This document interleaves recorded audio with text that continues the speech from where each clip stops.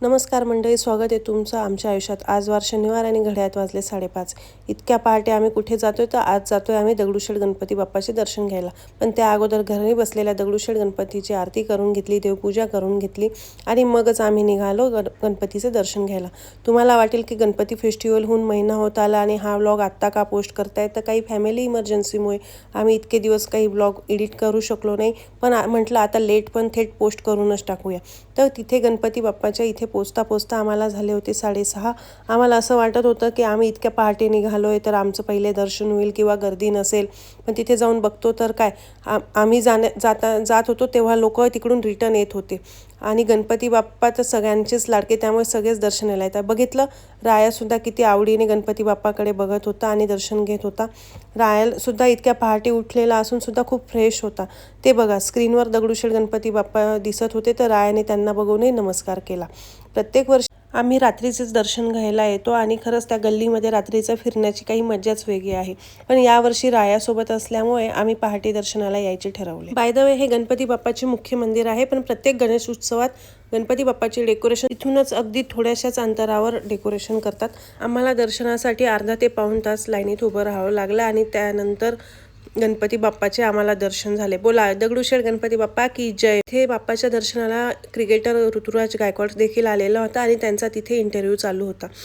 येताना आम्ही कॅबने आलो असलो तरी जाताना मात्र आम्ही मेट्रोनेच जाणार होता आणि हा आमचा मेट्रोचा पहिलाच प्रवास होता. बघितलं, सगळे किती खुश आहेत ते. यांना ब्लॉगमध्ये घेते म्हणून इतका आनंद नव्हता, तर हे सगळे मेट्रोने पहिल्यांदाच निघाले होते म्हणून हा इतका आनंद. त्यांचाच काय, रायाच्या डॅडाचा आणि रायाच्या मम्माचा सुद्धा मेट्रोने जाण्याचा पहिलाच प्रसंग. आणि तुम्ही बघू शकता, हे मेट्रो स्टेशन एकदम नीट अँड क्लीन होतं. आणि बघितलं, आम्हाला मेट्रो पकडायची किंवा कुठे जायची अजिबात काही घाई नव्हती. आम्ही एकदम डुलत मेट्रो स्टेशनचा आनंद घेत जात होतो. आणि इथे आलो आम्ही तिकीट काउंटरवर. इथे काय, परत रायाचं आवडतं काम, राया परत तिथे तिकीट काढायला गेला, त्यांच्याशी गप्पा मारू लागला. गप्पा मारता मारता रायाने थोडा वशिलाही लावला आणि त्यामुळे रायाला आणि रायाच्या फ्रेंड्सला विदाऊट तिकीट जाण्याची परमिशनसुद्धा भेटली.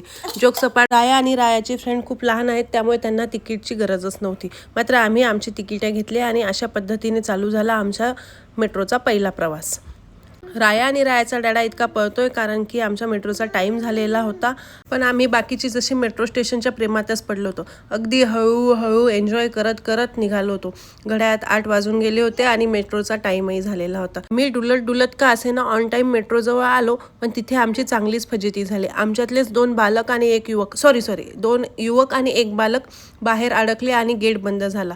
पण रायाने त्याचा वशिलावारी फोन लावला आणि तो गेट ओपन झाला आणि ते मध्ये आले. बघितलं, राया कसा फोनवर बोलून वशिला लावला.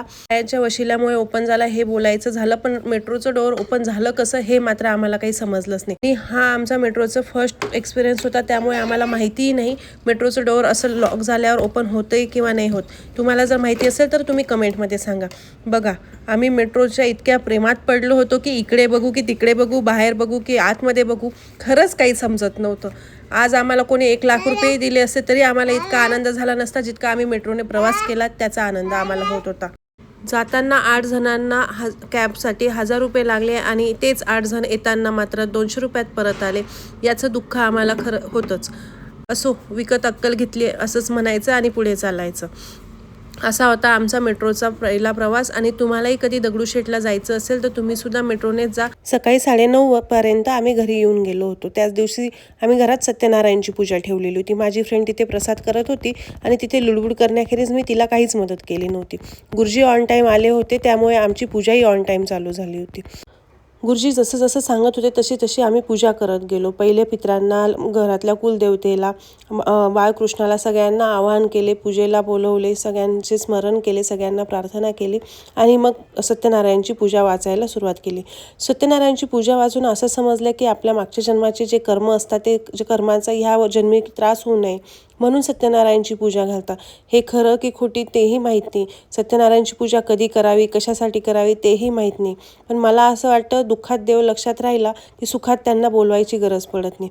मग घरात दुःख असो, सुख असो किंवा काहीही असो, वातावरण कसं येऊ असो, पण देवाचे स्मरण हे झालेच पाहिजे.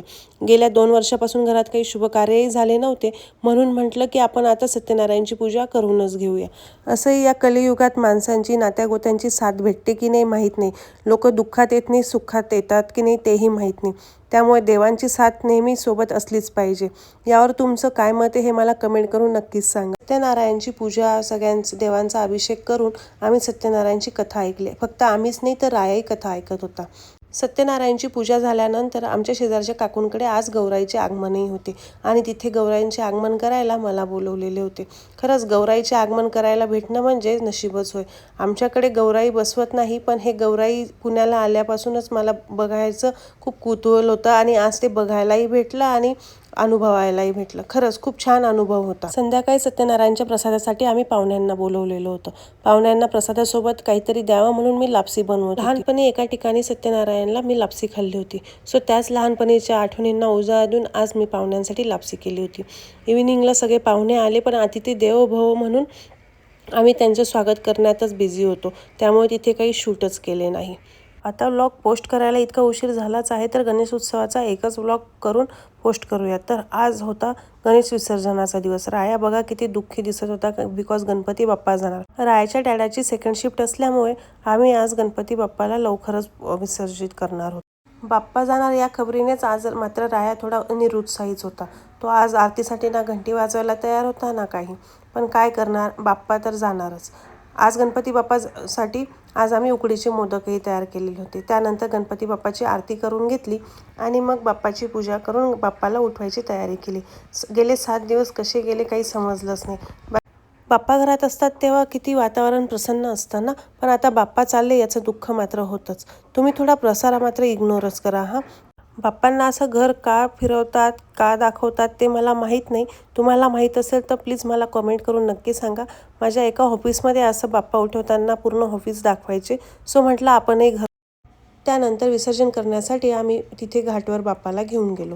तिथे बाप्पाला हळद कुंकू वाहिला आणि बाप्पाचा आशीर्वाद घेतला आणि परतही एकदा आरती करून घेतली. त्यानंतर मोठ्या जल्लोषात गणपती बाप्पा मोरया, गणपती बाप्पा मोरया करत आम्ही गणपती बाप्पाला तिथे विसर्जन करण्यासाठी घेऊन आलो. नदी जरी जवळ असली तरी महानगरपालिकेने तिथे तलाव बांधलेले आहेत आणि त्या तलावातच आपल्याला विसर्जन करावं लागतं. गणपती बाप्पा तर गेले पुढच्या वर्षी येण्यासाठी, पण तुम्ही कुठेही जाऊ नका. आमचे ब्लॉग बघत राहा, सबस्क्राईब करत राहा आणि असंच तुमचं प्रेम आमच्यावर राहू द्या. बाय.